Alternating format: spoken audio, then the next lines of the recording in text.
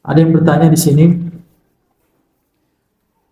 Ustadz, hari Kamis lalu saat kajian di Al-Azhar di dalam masjid ada oknum wanita bercadar membagikan brosur yang ada foto akhwat yang juga sebagai caleg.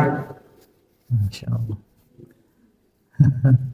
Dia meminta dukungan jamaah sambil berkata, kita cobalah sekali-sekali ada orang sunnah di politik.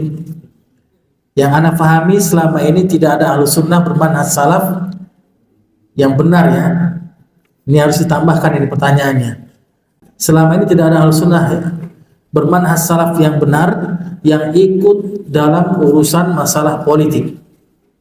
Dan rasanya tidak pantas bagi kami yang bercadar menyebarkan ke khayal umum, bagian umum. Maka mohon pencerahannya Ustaz. Barakallahu.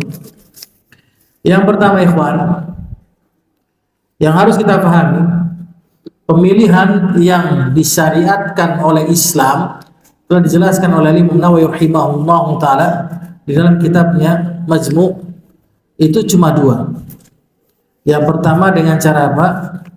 Dipilih oleh ahlul hilli wal aqd, yaitu orang-orang yang memiliki kapasitas di bidangnya, para alim ulama. Sebagaimana Abu Bakar As-Siddiq dipilih langsung oleh kibar sahabat. Kemudian para sahabat yang lainnya membaiat tanpa harus memilih. Itu yang pertama. Kemudian yang kedua apa? Dengan cara ditunjuk langsung. Adapun cara yang ketiga yang telah dijelaskan oleh Al-Imam Nawawi rahimahullah taala, itu dengan cara kudeta, penggulingan, menjatuhkan kekuasaan, maka itu menjadi sah jika sudah terjadi. Ya, jika telah terjadi, maka pemimpin yang naik dalam keadaan selain daripada dua yang disebutkan tadi, maka menjadi pemimpin yang sah di kalangan kaum muslimin. Taib. Barakallahu fikum. Adapun selain daripada itu apa?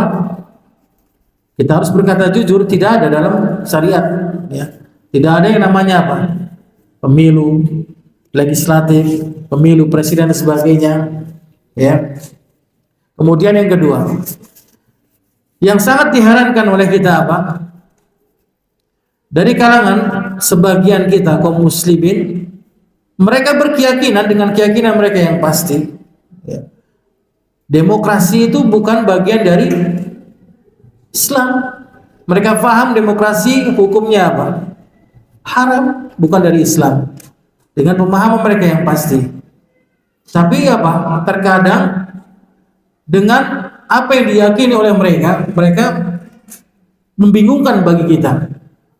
Di satu sisi mereka mengatakan boleh, ya, membolehkan atau menganjurkan seperti yang tadi dipertanyakan tadi. Yaitu menganjurkan untuk apa? Masuk ke dalam pesta demokrasi, kemudian ikut pemilihan caleg, apalagi yang bertitel LC, MA, itu cepat sekali itu, laris manis ya. Ikut pemilihan caleg, kemudian dicoblos dan sebagainya. Berarti sesuatu apa yang dianjurkan. Kalau dalam masalah tersebut sesuatu yang dianjurkan, berarti harus butuh apa? Butuh dalil ya, dari Al-Quran maupun sunnah Rasul kita yang mulia alaihi wassalam. Hujahnya mereka apa? Hujah mereka apa? Yaitu dengan mengatakan hujah kaidah yang mengatakan irtikab akhafid darurain. Ya, jika berkumpul dua kemudaratan, maka diambil yang lebih ringan mudaratnya. Ini mereka, ya. Itu hujahnya dari dulu sampai sekarang mereka. Orang-orang yang membolehkan, yang melegalkan apa? Yang melegalkan pesta demokrasi di apa? Yang tidak berhukum dengan hukum Islam. Kalau antum baca penjelasan dari Syekh Shalih Fauzan hafizallahu taala di dalam kitabnya Nawaqidul Islam, di dalam pembahasan bab yang kelima, barang siapa yang dia berkeyakinan ada hukum selain daripada hukum Rasul lebih baik atau mengatakan lebih mulia dia memilih hukum tagut daripada hukum Rasul, maka dia telah kafir. Kemudian Syekh mengatakan, seseorang yang dia berkeyakinan membolehkan berhukum dengan hukum syariat Islam, kemudian membolehkan berhukum dengan hukum tagut, kemudian dia menyamakan sama antara hukum syariat Islam dengan hukum tagut, disamakan oleh beliau, maka dia telah kafir. Sekarang pertanyaan Anda, kalau antum masuk ke dalam ranah dunia politik sebagai caleg, otomatis antum membolehkan atau mengharamkan?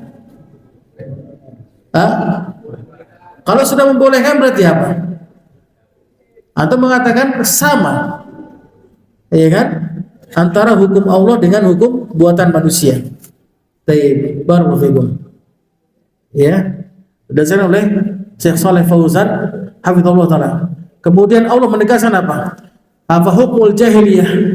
Ya bungun, apakah dengan hukum jahiliyah kalian memilihnya? Kalian memilih apa? Hukum jahiliyah? Wa man ahsanu hukman liqaumin yuqinun. Apakah ada hukum yang lebih baik, yang lebih sempurna daripada hukum Allah bagi orang-orang yang meyakininya? Taib, barakallahu fikum. Kemudian yang telah dijelaskan oleh para ulama, di antara syarat penjelasan dari kaidah irtikabu akhafid darurain, ini ada 3 syarat yang harus terpenuhi dalam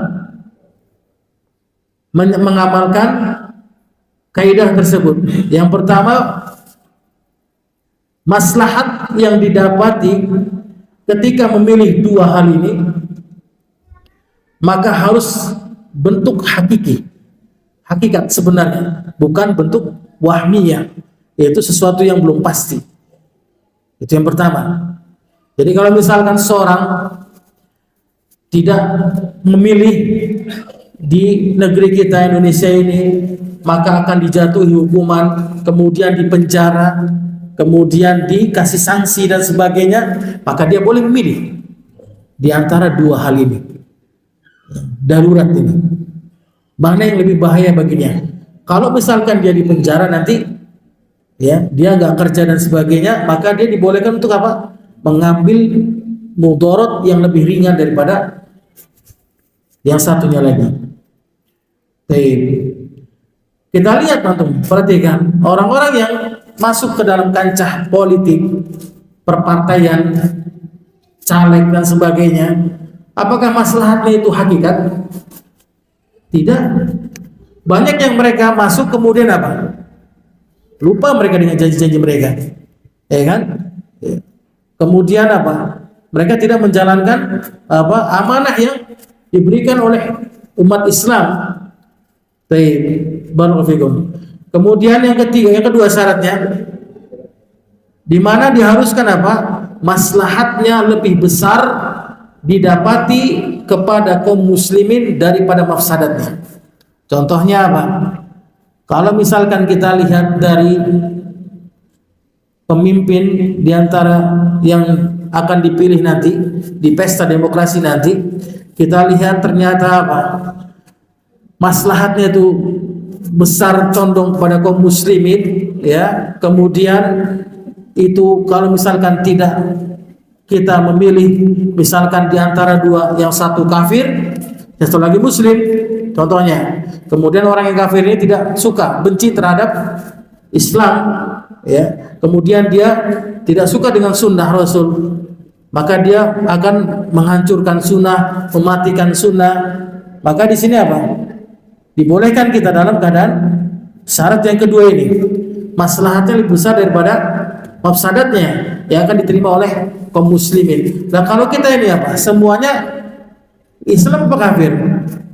Anda bisa jawab sendiri. Baik. Ya. Kemudian yang ketiga, laisa fiha tariqatun ukhra illa bihadhihi tariqah. Enggak ada pilihan lain yang bisa ditempuh kecuali jalan itu. Maka ini dikatakan sesuatu yang darurat. Ya. Dan masalah perpolitikan demokrasi ini adalah masalah yang dipersempit di kalangan para ulama.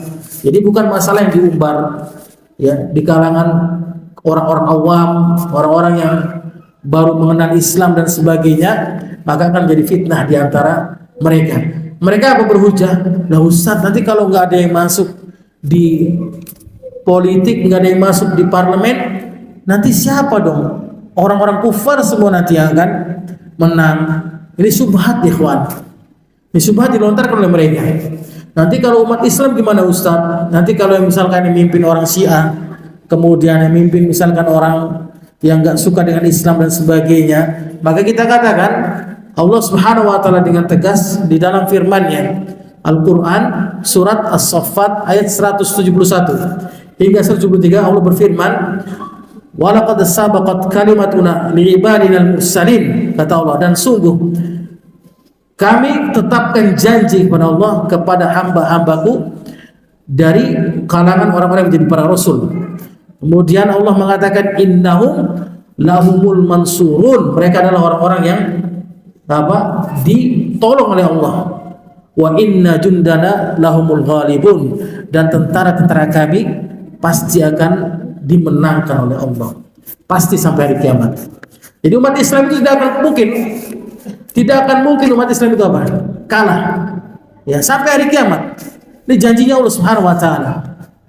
Ya, antum kalau baca dalam kitab Asratus Sa'ah, tanda-tanda kiamat besar, ya, dijelaskan oleh Syekh Yusuf Al-Wabil, belum menjelaskan di situ sampai hari kiamat umat Islam akan menang jaya. Ini udah janjinya Allah Subhanahu wa taala.